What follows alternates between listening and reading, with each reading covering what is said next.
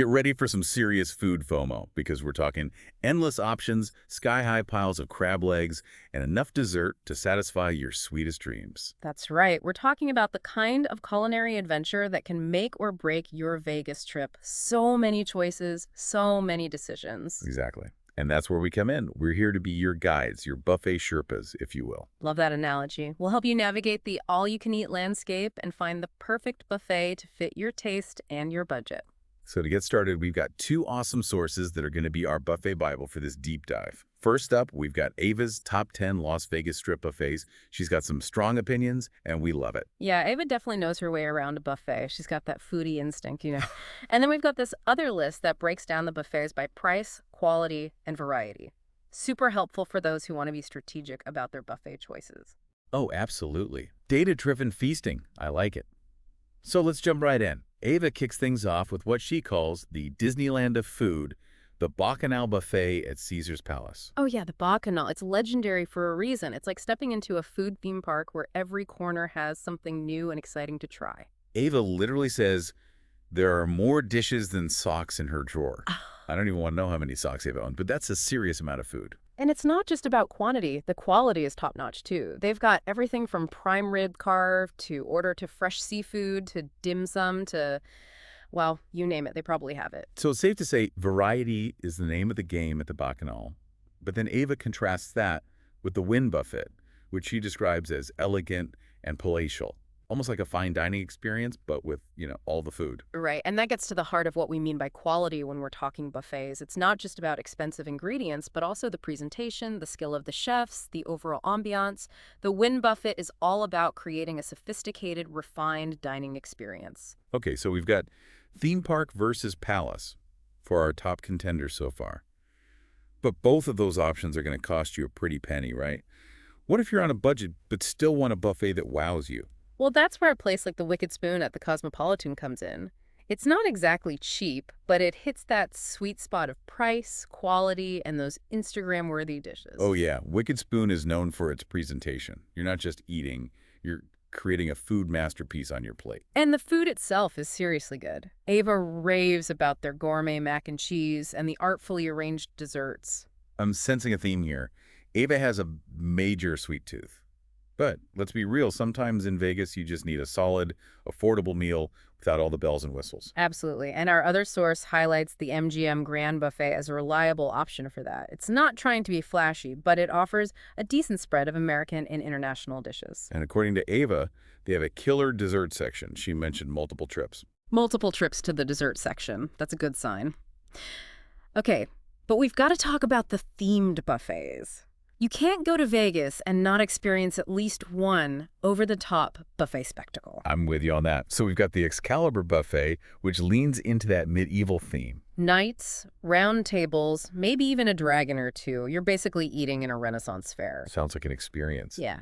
And then there's the Circus Buffet at Circus Circus. Our source mentions that it's super family-friendly. And get this, they've got cotton candy. Oh, the cotton candy. That's a classic. It's like a little taste of childhood nostalgia right there on your plate. And you know what? Sometimes that's exactly what you need. Okay, so we've got the wow factor, the elegance, the Instagram-worthy, the budget-friendly, and the themed experiences. Yeah. But Ava also mentions a couple of buffets that, well, let's just say they didn't make her top 10. Yeah, she calls out Paradise Garden at the Flamingo and Flavors at Harrah's as being, decent if you're in a pinch, but not exactly destinations in themselves. More like the fuel up and get back to the action kind of buffets. So it sounds like we've got a real spectrum of buffet experiences here in Vegas, each catering to different priorities. But how do we make sense of it all? What should you, the listener, be considering when making your buffet choice? That's where our deep dive gets really interesting. We need to look beyond just the surface level descriptions and analyze the key factors that truly determine a great buffet experience. And trust me, it's more than just the food. Okay, I'm ready to break it down. Bring on the buffet wisdom. Well, first and foremost, we've got to talk about money. How much are you willing to shell out for your all-you-can-eat extravaganza? Right, because a $70 buffet is going to be a vastly different experience than a $30 buffet. But then there's also the question of quality, which seems to be about more than just the cost of ingredients. Exactly. Quality is a bit of a slippery fish when it comes to buffets. What does it even mean? Is it about the freshness of the seafood, the perfect medium rare steak, the artistry of the desserts? Each buffet will have its strengths and weaknesses in this area. And then, of course, there's variety, which seems to be a major selling point for a lot of these buffets, especially that Bacchanal. But is more always better? Ah, that's the question, isn't it? Some people might be overwhelmed by too much choice, while others thrive on that sense of endless possibility. So it seems like choosing the right buffet is a bit of a balancing act, weighing these different factors and figuring out which ones matter most to you. Exactly. And that's what we're here to help you do. So we've set the stage, we've met the contenders, and we've identified the key factors to consider. Now let's dig deeper into each of these factors and see how the different buffets stack up. Let's start with the all-important question of price. Get those wallets ready. All right, let's get down to brass tacks. So let's talk money, honey. We know Vegas can be a bit of a splurge, and those buffet prices can really add up. So how do these contenders stack up when it comes to the hit on your wallet? Well, as you might expect, the top-tier experiences come with top-tier prices. The Bacchanal and the Wynn Buffet, both known for their incredible quality and variety, can set you back upwards of $70 per person. Okay, so you're paying for that wow factor, that sense of culinary abundance. But what if you're looking for something a bit more uh, budget-friendly? Is it even possible to have a decent buffet experience in Vegas without, like, breaking the bank? Absolutely. You don't have to sacrifice quality for affordability.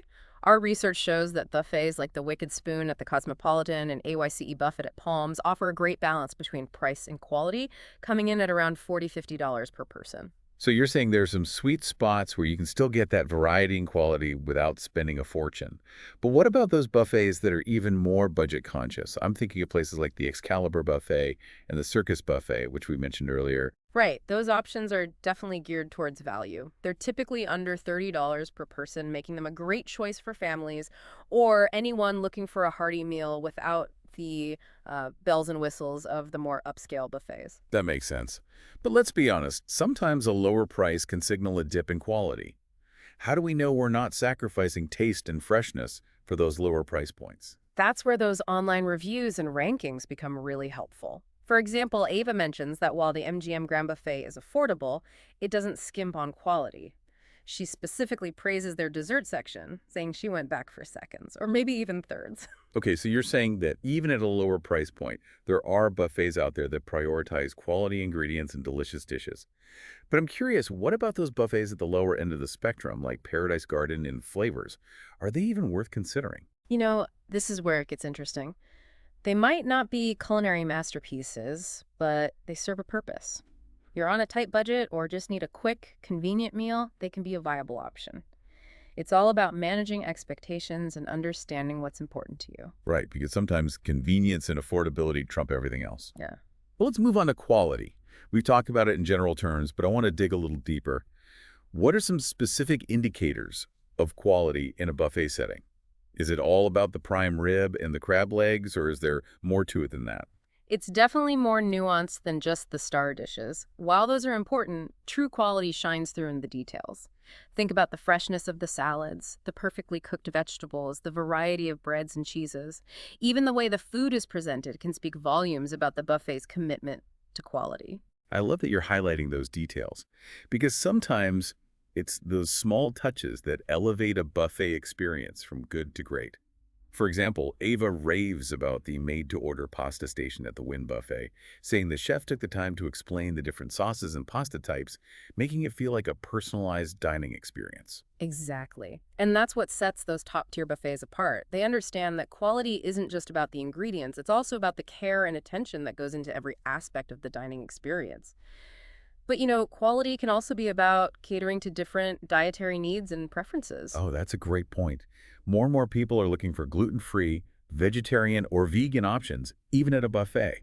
Do any of these buffets stand out in that regard? Absolutely. The Wicked Spoon at the Cosmopolitan is known for its wide variety of vegetarian and vegan dishes, ensuring that everyone can find something delicious to enjoy. And the Bacchanal Buffet has a dedicated gluten-free section, taking the guesswork out of dining for those with dietary restrictions. That's fantastic. It's great to see buffets embracing those diverse dietary needs and making everyone feel welcome. But let's shift gears and talk about the final factor in our buffet breakdown: variety. For some people, it's all about having endless options, that feeling of culinary abundance. But is more always better? That's the million-dollar question, isn't it? And there's no one-size-fits-all answer. Some people might be overwhelmed by too many choices, while others thrive on that sense of endless possibility. I'm definitely in the more is more camp when it comes to buffets. I love the feeling of being able to sample a little bit of everything, from sushi to prime rib to dim sum. And that's where a buffet like the Bacchanal truly excels. Ava describes it as having more dishes than socks in her drawer. And she's not exaggerating. You could literally spend hours exploring all the different cuisines and dishes they have to offer. But, there's also something to be said for a more curated selection. You're right. Sometimes having too many options can lead to decision fatigue. You end up feeling overwhelmed and not really enjoying any of it. Exactly, and that's where a buffet like the Wynn excels. They offer a more refined selection, focusing on quality over quantity. You might not have as many dishes to choose from, but the ones they do offer are executed to perfection. So it sounds like variety is a double-edged sword. It can be exhilarating and overwhelming all at the same time. It really depends on your personal preferences and what you're looking for in a buffet experience. Precisely. And that's why it's so important to think about these factors, price, quality, and variety in relation to your own individual needs and desires. What are your priorities? What kind of experience are you looking for? Once you answer those questions, you can start narrowing down your choices and finding the perfect buffet for you. Okay, so we've explored the three key factors: price, quality, and variety. But there's one more element we need to consider, something that goes beyond those tangible aspects, and that's the overall experience. Right, because a buffet is so much more than just the food on your plate. It's about the atmosphere, the service, the little details that create a memorable dining experience. Exactly. So let's dive into that fourth dimension, that intangible element that can truly make or break a buffet experience. Mhm. All right, so we've talked price, we've talked quality, and we've talked variety, but there's got to be more to it, right? What about the overall, vibe of the buffet? That's got to factor into our decision, right? Absolutely. It's kind of like choosing a restaurant. The food could be incredible, but if the atmosphere is off, the whole experience just falls flat. Totally. So how do these Vegas buffets create different experiences beyond just the food itself, I mean? Well, let's take the Bacchanal, for example. It's not just the sheer volume of food that makes it special. It's the open kitchen design, the energy of the chefs, cooking right there in front of you, the buzz of the crowd. It feels almost like theatrical. You know what I mean? Yeah, it's like you're part of this big, grand culinary performance. Mhm. Total opposite of the Wynn Buffet, which I imagine is more uh, hushed tones and Yeah. super elegant surroundings. Exactly. The Win is all about sophistication, refinement. Think dim lighting, luxurious decor, maybe even some live piano music in the background. It's a place to savor each bite, to linger over conversation. Okay, so it's showtime versus sophisticated soiree. Got it. Hmm.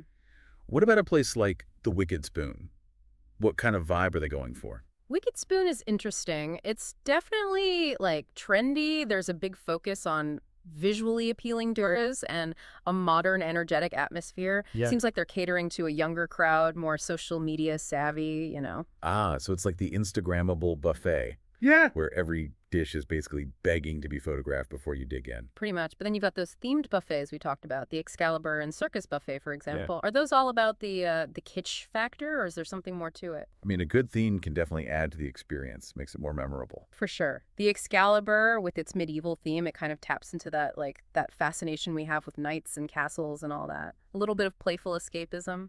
And the Circus Buffet is all about that family fun vibe, right? Like creating a whimsical atmosphere where kids feel like they're part of the circus. Exactly. So whether you're looking for theatrics, elegance, trendiness, or just pure fun, these Vegas buffets really do have something for everyone. They really do.